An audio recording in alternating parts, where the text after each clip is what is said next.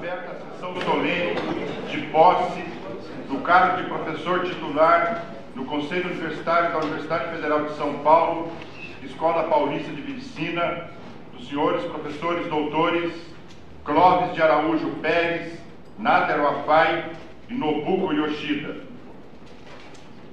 Eu gostaria de anunciar a presença do professor Wilton Bussabi, vice-diretor da Fundação Getúlio Vargas, além de agradecer a presença de todos.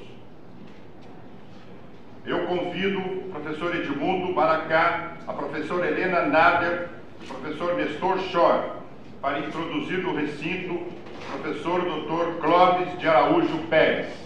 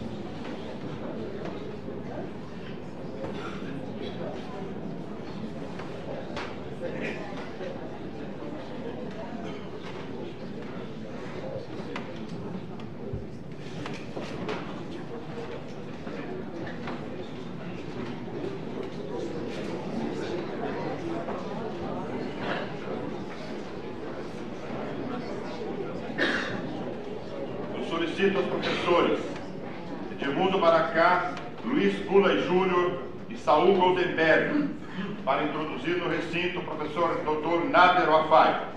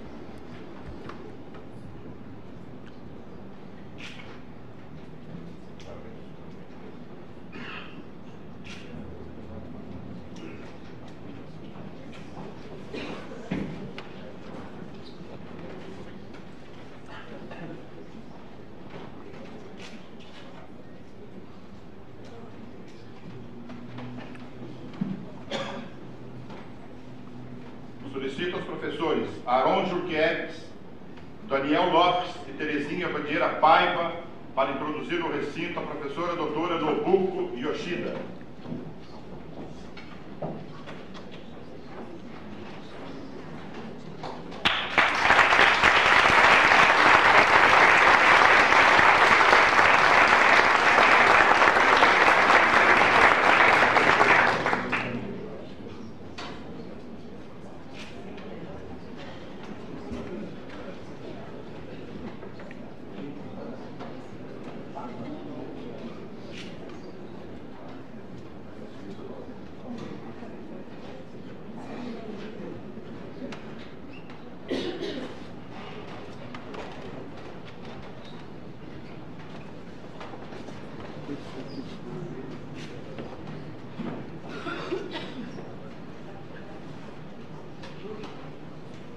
Em nome do Conselho Universitário, a dona Andréia entregará flores, não será Corbeil, porque pelo momento econômico financeiro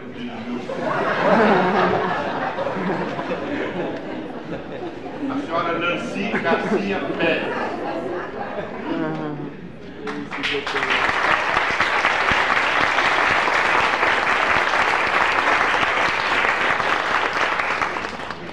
Por motivos pessoais, a dona Ana Celeste Wafai não pôde comparecer e eu solicito ao professor Nader que se encarregue de levar as flores à dona Celeste. E a dona Andréia entrega à professora Nobuko Yoshida flores, em nome do Conselho Universitário.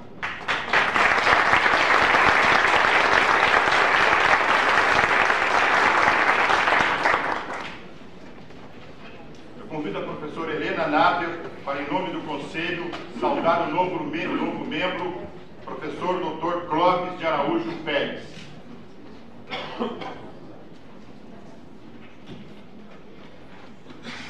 Magnífico reitor, professor Dr. Hélio Egídio Nogueira. Autoridades, colegas e demais presentes. Fui encarregada pelo Conselho Universitário da Escola Paulista de Medicina, Universidade Federal de São Paulo, para dar as boas-vindas ao professor Dr.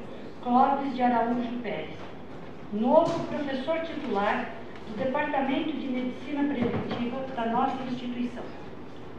O Dr. Pérez é formado em Matemática pela Faculdade de Filosofia, Ciências e Letras da Universidade de São Paulo em 1963. Ainda aluno de graduação, prestou concurso e trabalhou no Departamento de Estatística do Estado de São Paulo, onde teve a oportunidade de aplicar os conceitos estatísticos para a resolução dos grandes problemas complexos das amostragens. Após a sua graduação, foi professor de matemática no Instituto Caetano de Campos, no colégio e na Faculdade de Ciências Econômicas São Luís. Em 1964, após processo seletivo, passou a integrar o quadro do Departamento de Estatística da Faculdade de Filosofia, Ciências e Letras da Universidade de São Paulo. O seu envolvimento com as áreas biológicas inicia-se nesse período, sendo que em 1967 se tornou o professor de Estatística responsável para o curso de Biologia da Universidade de São Paulo.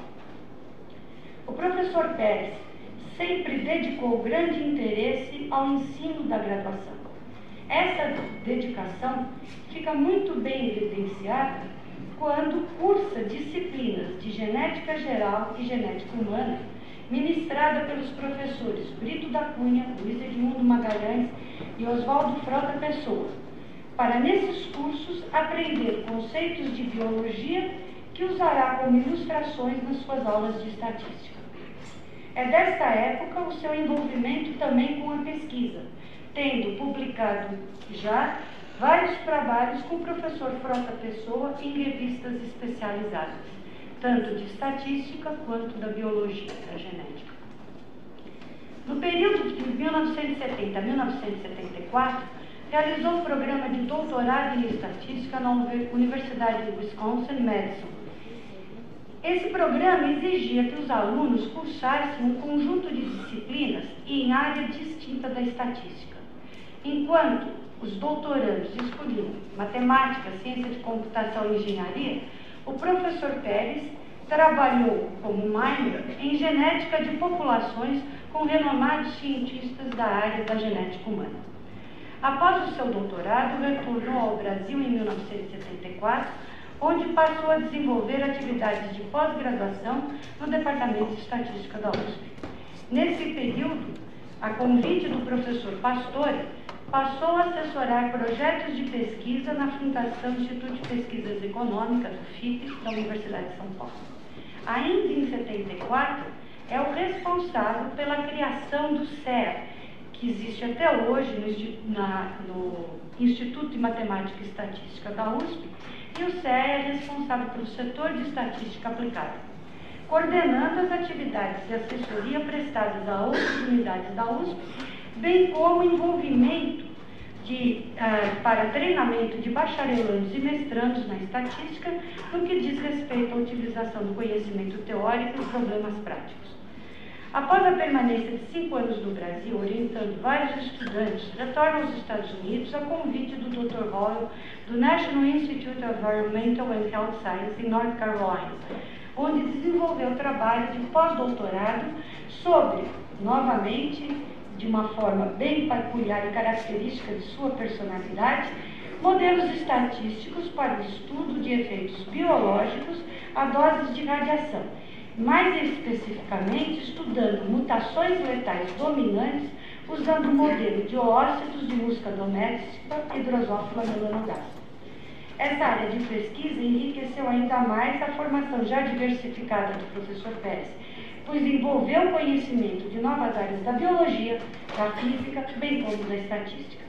Esse tema acabou sendo o tema de livre docência na sua volta ao Brasil em 81.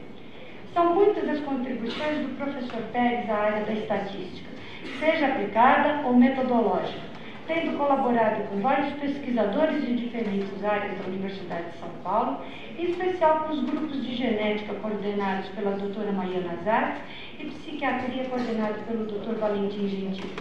Também o professor Pérez tem alguns trabalhos já dessa época publicados, que eu tive o prazer de ver seu currículo, também com o pessoal da imunologia aqui da escola. Em 1985, foi aprovado em concurso público para professor adjunto na Universidade de São Paulo e em 90 como professor titular do agora Instituto de Matemática e Estatística, INE. Ele publicou 38 trabalhos completos em revistas especializadas, 14 relatórios técnicos que são muito importantes, editados pelo INE e que são escritos em inglês e distribuídos em todas as universidades, 62 relatórios de análises estatísticas também publicados pelo INE, vários resumos em congressos nacionais e internacionais, além de participações, mais de 50 participações em congressos científicos nacionais e internacionais. Ele formou 15 mestres e 2 doutores. É assessor da FAPESP, da CAPES, do Ministério da Saúde, entre outros, bem como revisor de várias revistas científicas da área e tem participado de inúmeras comissões julgadoras. Após sua aposentadoria em 91, prestou assessoria à Fundação Carlos Chagas e Fundação SEAD, na utilização de novas técnicas de modelagem e análise de dados obtidos através de amostragem e entrevistas domiciliares. Em maio de 1992, a convite do professor Dr. Adalto Castelo Filho, passou a integrar como professor visitante a disciplina de epidemiologia da nossa instituição. Nesses anos, esteve também envolvido com docentes das diferentes disciplinas do Departamento de Medicina Preventiva. Um dos seus objetivos atuais é a criação de um núcleo de ensino em estatística aplicada à biologia, que poderá atender à demanda dos vários setores da nossa instituição. A sua formação, tão diversificada, certamente contribuirá para o enriquecimento do Departamento de Medicina Preventiva e, consequentemente, da Universidade Federal de São Paulo. No momento, a nossa escola, universidade, está repensando o seu ensino de graduação. O avanço do conhecimento nas várias áreas de saúde demanda uma reestruturação dos diversos cursos. A Pró-Reitoria de Graduação está reformulando ou trabalhando extensivamente na reformulação do currículo médico. O conhecimento diversificado do professor Pérez certamente contribuirão de forma significativa na orientação dessas reformas. Finalmente, em nome de todos os docentes da Universidade Federal de São Paulo, Escola Paulista de Medicina, desejo ao professor Pérez as boas-vindas.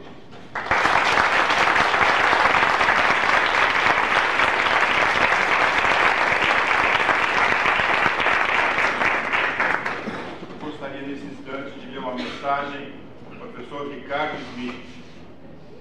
Aos professores que hoje tomam posse no Consul, muitas felicidades e realizações. E ao professor Nader, minha especial satisfação em tê-lo ao lado, professor Ricardo Smith. Com a palavra, o professor Dr. Clóvis de Araújo Pérez.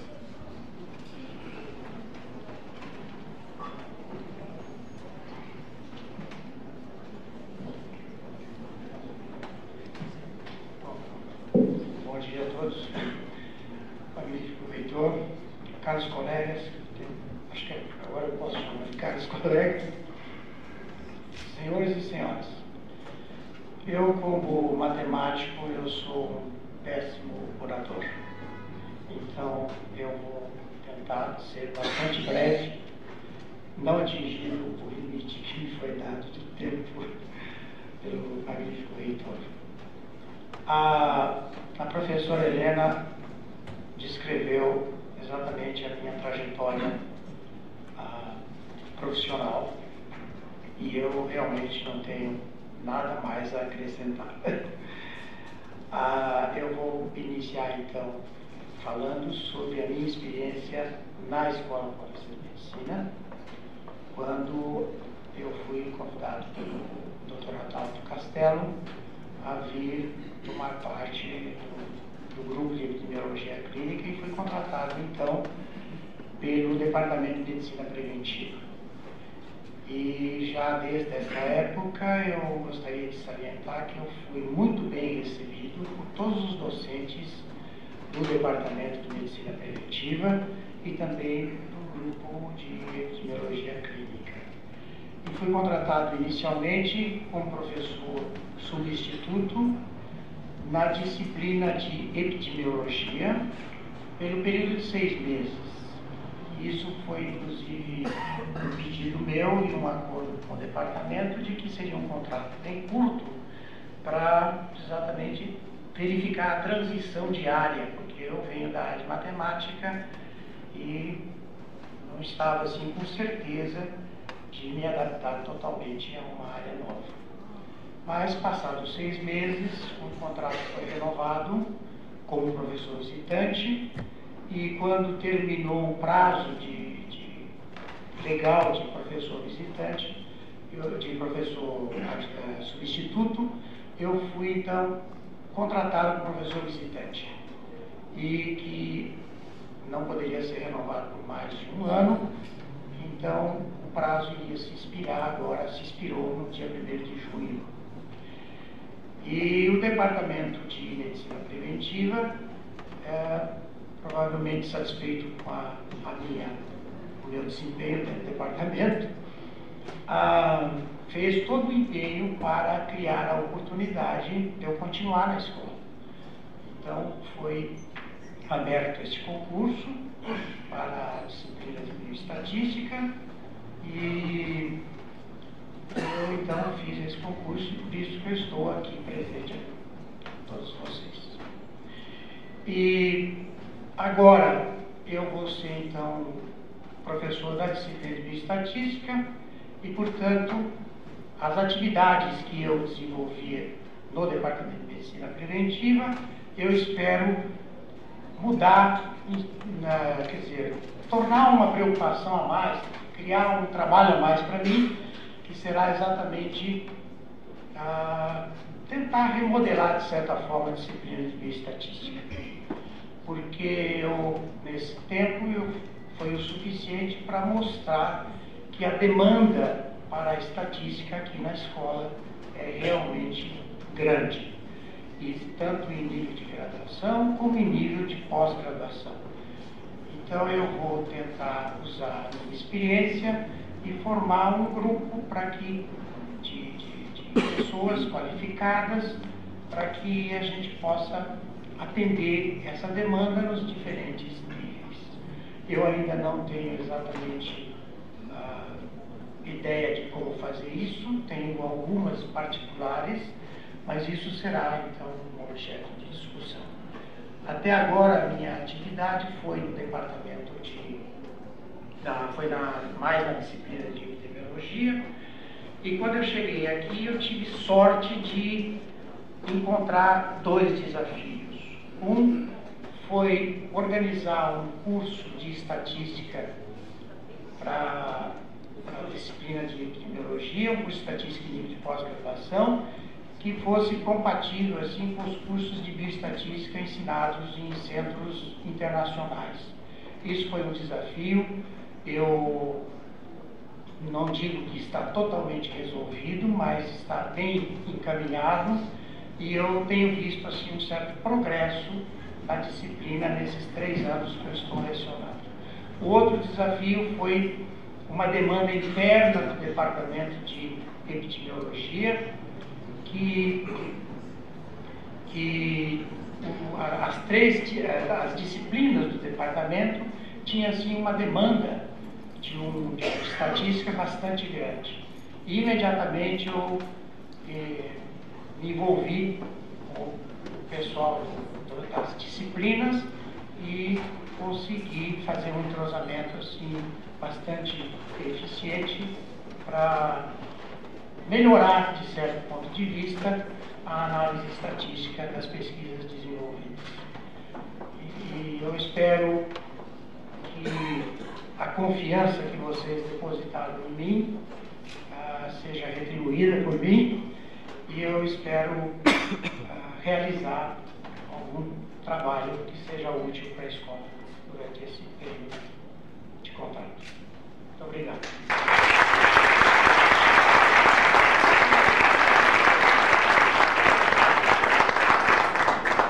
Convido o professor Dr. José Carlos Prates, para, em nome do Conselho, saudar o professor Nader Wafai. Excelentíssimo senhor Dr. Eligio Nogueira, magnífico reitor desta universidade, senhores titulares, professores do Conselho Universitário, meus senhores e minhas senhoras. Inicialmente agradeço o convite do senhor reitor para saudar o professor Nader Wafai, empossado hoje como professor titular do Departamento de Morfologia, disciplina de Anatomia Descritiva e Topográfica. Certamente, a maioria dos presentes conhece a trajetória do professor Nader na Escola Paulista de Medicina. Não resta dúvida que o professor Nader preparou-se para este evento. Ele tem um passado, presente e certamente terá um futuro nesta escola. O professor Nader, antes de entrar na Escola Paulista de Medicina, que foi a sua primeira opção e única, já tinha uma certa afetividade através da sua irmã, que aqui havia estudado e lhe transmitia coisas da Escola Paulista na sua residência. O professor Nader cursa a Escola Paulista de 59 ao 1964, curso de Medicina, e durante o curso foi monitor da anatomia, em 1961, já atraído por essa disciplina, sendo orientado e convivendo com o eminente professor, o professor Renato Locke, e tendo convivido e sendo aluno já no professor Moreira da Rocha, também eminente professor de anatomia. Em 1965, o professor Nader passa por concurso à residência médica desta escola, na clínica médica, e paralelamente desenvolveu ou participou de vários cursos na obstetrícia, fez estágio no amparo maternal, quer dizer, tendo, enfim, uma formação médica geral e não apenas orientada para um sentido. Em 1967 aparece uma oportunidade, vagas foram criadas na disciplina de Anatomia Descritiva e Topográfica e o Dr. Nader candidatou-se a um cargo, conversando com o professor Nilson Marques de Castro, que na época estava reformulando o recém-criado Departamento de Morfologia e substituindo os professores em tempo parcial, praticamente horistas, que pouco paravam aqui, por professores em tempo integral. Então, nessa época, foi convidado o Dr. Raimundo Mano Vieira e o Dr. Nader Wafai e Ercílio Marcelo Benedito, em dedicação exclusiva. A seguir, em 68, no início de 68, em janeiro, é contratado como auxiliar de ensino e logo a seguir presta concurso para assistente. Desenvolveu durante esse período intensa atividade didática. O professor Nader era homem de laboratório, sempre foi, e a par disso algumas pesquisas de aspecto macroscópico que pautou a sua atividade na área de pesquisa. Fez a sua tese de doutorado, também aqui na Escola Paulista de Medicina.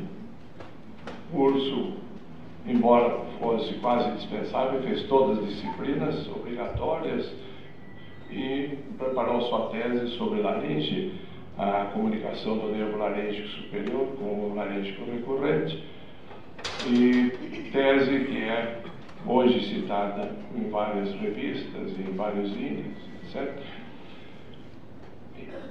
E a seguir, após sua tese, passa a professora adjunto 4.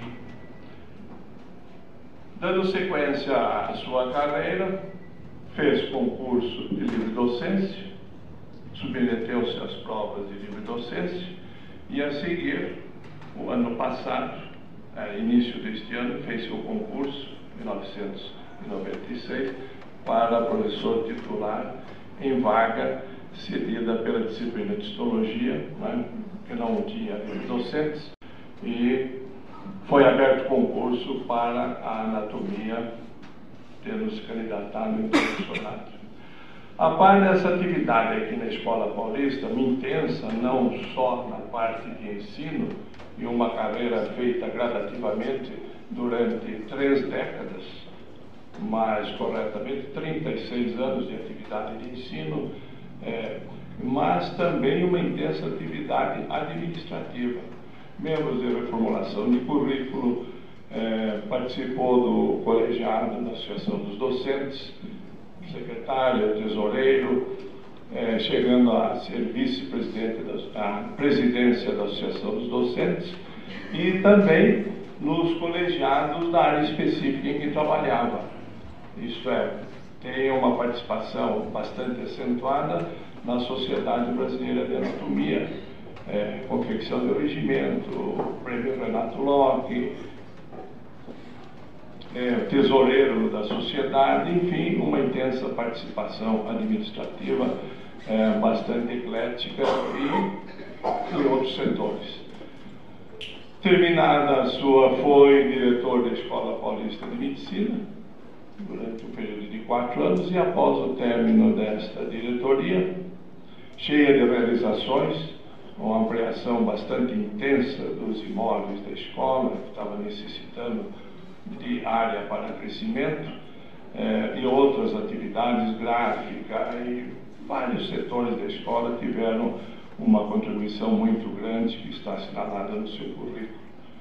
Eu fiz um discurso longo, mas o senhor reitor disse que em 5 minutos gastaria a palavra. Então estamos falando de improviso e resumindo o máximo possível.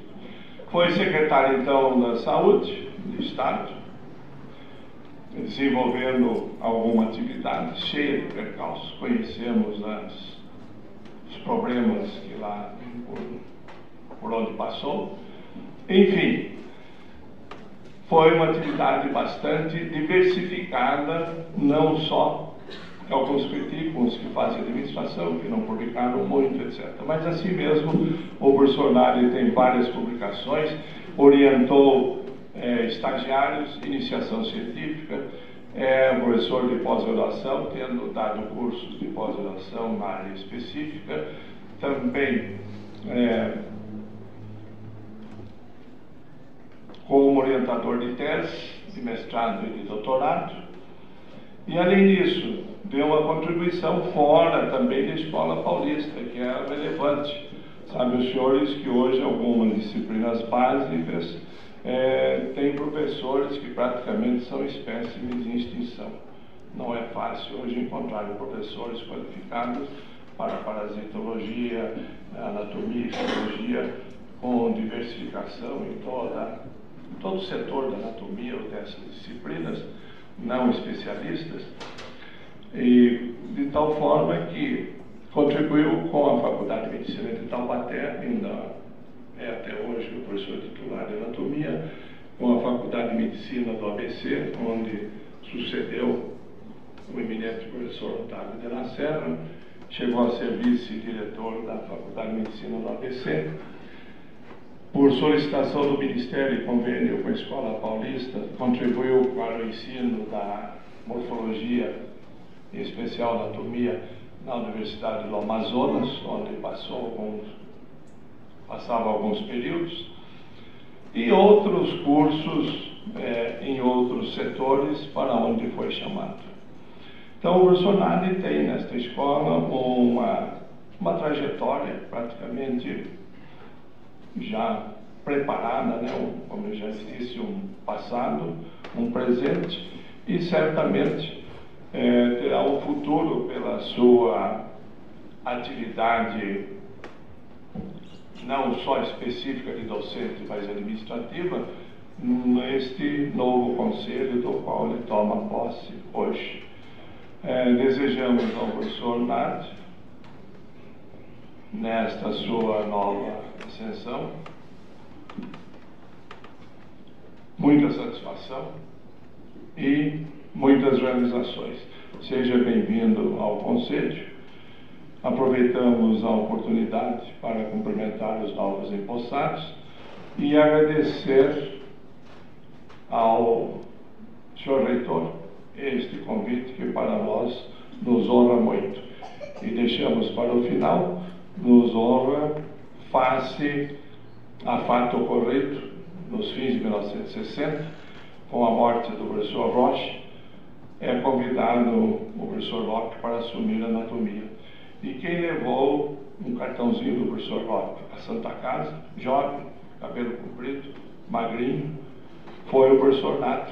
Quando eu era residente da cirurgia da Santa Casa, recebo um monitor, aluno aqui da escola, e foi o próprio professor Nath quem levou o convite para ver a Escola Paulista de Medicina. Então, professor Nath, felicidades e satisfação no novo cargo. Obrigado a todos.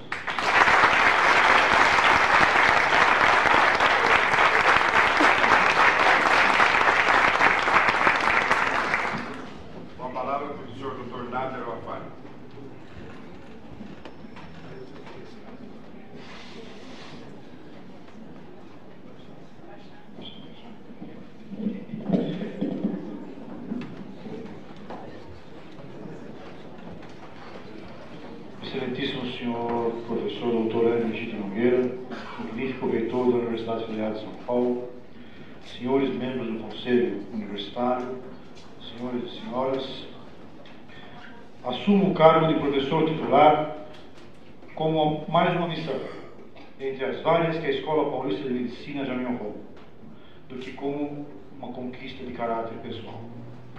Apresento o meu Conselho Universitário, disposto a colaborar para que essa instituição continue a sua ascensão plena de sucessos e de glórias. Sucedendo pessoas ilustres que com muita competência marcaram suas passagens por aqui, espero tornar-me digno delas e da Escola Paulista de Medicina. Permitam-me abordar 3 temas: sistema de saúde, formação em saúde e um pedido da anatomia. Considerar que o Sistema Único de Saúde enfrenta apenas dificuldades financeiras que serão resolvidas com mais impostos é correr o risco de desmoralizar ainda mais a saúde pública do país. Questões estruturais precisam de pesquisas, planejamento, avaliação e correções que o setor acadêmico pode contribuir, não apenas como mero prestador de serviços, mas como participante efetivo. Considero a dissociação entre a universidade e o sistema de saúde lamentável para o futuro da saúde pública. Hospitais públicos altamente qualificados, salvaguarda da população de baixa renda e do ensino de bom nível, vão paulatinamente deixando de atender os carentes porque os governantes, que não são confiáveis, sorrateiramente desonram seus compromissos. E se, passivamente, formos nos transformando em administradores de empresas e economistas, assumindo funções que não são nossas, perderemos o direito de reclamar quando nos abandonarem definitivamente. A formação de profissionais na área da saúde sustenta-se em 4 pilares: formação científica, profissional, sociológica e ética. A formação científica é essencial para diferenciar um bom profissional em saúde. Creio que pós-graduação e graduação crescem juntas e não como concorrentes. A instituição com elevado nível de pós-graduação automaticamente propicia graduação de boa qualidade. A formação profissional em instituições tradicionais e altamente qualificadas é espontânea. Surpreendo-me diante das tentativas em querer direcionar o ensino para este ou para aquele perfil. A formação sociológica requer aproximação mais concreta com a sociedade. O ensino superior federal, particularmente da área da saúde, é vítima de campanhas pela imprensa e pelos governantes, interessados em se desfazer das universidades e que colocam a comunidade contra nós. Seria muito interessante se a instituição montasse um sistema distrital de saúde em que os alunos participariam das diversas atividades ligadas à saúde, desde agentes comunitários, consultório de bairro, módulos de unidades básicas, ambulatórios de especialidades, centro de diagnóstico, hospital geral no próprio distrito, até o hospital terciário. Estaríamos nos aproximando mais da comunidade, propiciando ensino com equipes multiprofissionais integradas e oferecendo ao país modelos experimentais de sistema de atenção à saúde. A formação ética deverá merecer maior atenção e ocupar mais espaços nos cursos da área da saúde através da bioética. Os conceitos de início e fim da vida humana necessitam ser assumidos pela classe acadêmica. É preciso estabelecer padrões para indicações éticas dos avanços tecnológicos em terapêutica, diagnóstico e UTI, para não impossibilitar o acesso universal à saúde e, o que será mais grave, propiciar um levante popular pela indignação coletiva. Finalmente, não posso deixar de pedir pela anatomia macroscópica, tão criticada e perseguida ultimamente, o que tem levado algumas instituições conceituadas a transferir para o departamento do ciclo profissional a fim de evitar o mal maior. A pesquisa aplicada, desenvolvida pela anatomia macroscópica, também é importante. Os avanços em métodos invasivos de diagnóstico, o progresso da cirurgia, da anestesia e da imagenologia exigem conhecimentos anatômicos mais detalhados. A anatomia tem muita tradição e muito para oferecer à ciência. Não permitamos que ela define melancolicamente. Em 11 de março de 1987, em ato solene neste anfiteatro, eu pronunciava os versos de Robert Frost. A floresta é bonita, infinda e escura, mas eu tenho promessas a cumprir e léguas a percorrer antes de dormir. Hoje eu estou cumprindo a maior das minhas promessas, a de me tornar professor titular. Me permitam, da Escola Paulista de Medicina. Aqui fui aluno, diretor do Centro Acadêmico Pereira Barreto, médico residente, assistente voluntário, professor assistente por concurso, pós-graduando, membro do Conselho do Departamento, presidente da Associação dos Docentes, representante eleito no Conselho Administrativo, professor adjunto pela conclusão do doutorado, representante eleito no Conselho Departamental, primeiro diretor eleito pela comunidade, livre docente, professor titular por concurso. Percorri muitas léguas, cumpri muitas promessas. Acho que estou pronto para dormir.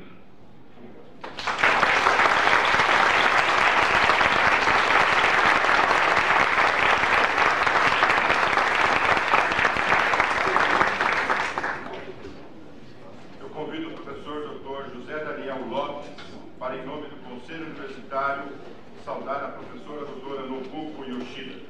Magnífico senhor reitor, novos colegas titulares, colegas do Conselho, autoridades, convidados. Eu prometo que eu vou me restringir ao tempo prescrito. Só quero avisar que esses 5 minutos que eu dei não foram dados hoje, foram dados numa reunião com o nosso Convivo com a Nobuko, às vezes mais perto, às vezes mais longe, há mais de 20 anos. Aprendi a respeitar sua seriedade, dedicação e competência. Nesse tempo, sua capacidade de trabalho aliou-se à sua forma de atuar em nosso departamento, onde ouve, ajuda a resolver e, quando necessário, negocia.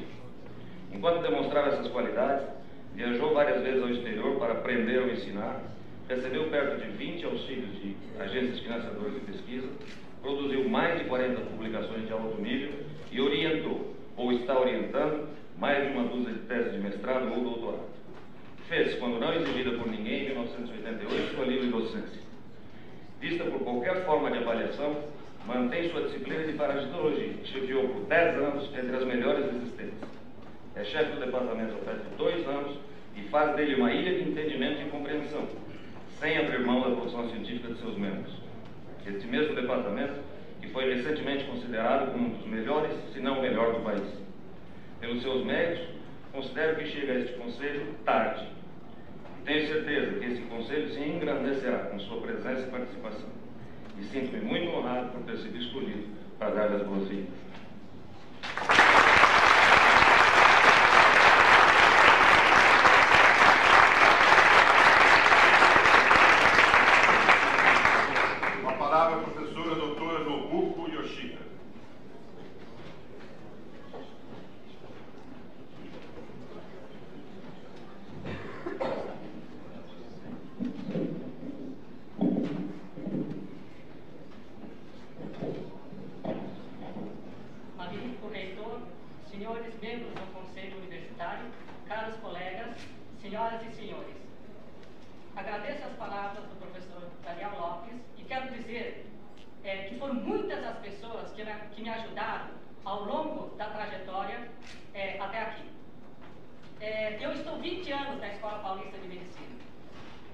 um tempo considerável, mas nem tanto quando me lembro de pelo menos 2 pessoas que se dedicaram ao ensino e à pesquisa por mais de 50 anos e que contribuíram de maneira importante em suas áreas de atuação. Maria Dini, que eu considero a pessoa responsável pela definição de minha trajetória científica e com quem fiz a iniciação científica e o mestrado, trabalhou incansavelmente durante toda a sua vida. E o que é importante, fazia com verdadeiro prazer. E quando teve que se aposentar compulsoriamente aos 70 anos, não se conformou. Continuou trabalhando, orientando estudantes por mais 8 anos, batalhando até o fim. No ano passado, quando foi visitá-la, ela já estava muito doente. Nós conversamos um pouco sobre cinema, sobre os filmes do Kurosawa, nosso diretor predileto. Mas de resto, ela só falou de ciência, dos projetos que ainda gostaria de levar adiante, inconformada por não poder estar no laboratório trabalhando. O Michael Heidelberg viveu 103 anos. Começou na pesquisa com uns 20 e poucos anos e só parou aos 102. E mesmo depois dos 70 anos, não diminuiu muito o seu ritmo de trabalho. Tanto é que dos 70 aos 90 e tantos anos, continuou publicando uma média de 3 trabalhos por ano em revistas como Science, PNAS, Journal of Experimental Medicine e Journal of Immunology. Há uns 7 ou 8 anos, quando encontrei o Michael Heidelberg, ele devia estar com os seus 99 para 100 anos. Eu fiquei impressionada ao ouvi-lo falar de sua vontade de ainda produzir os anticorpos monoclorais. Acho que que ele não concretizou essa sua vontade porque não tinha mais quem o auxiliasse nessa tarefa. E eu não tenho toda aquela energia que tinha Maria Dini. E não tenho nenhuma pretensão de chegar tão longe quanto Michael Heidelberg. Não acredito que vá viver tanto. Mas espero ter fôlego para mais 20 anos e conseguir fazer um trabalho melhor do que aquele que fiz até agora.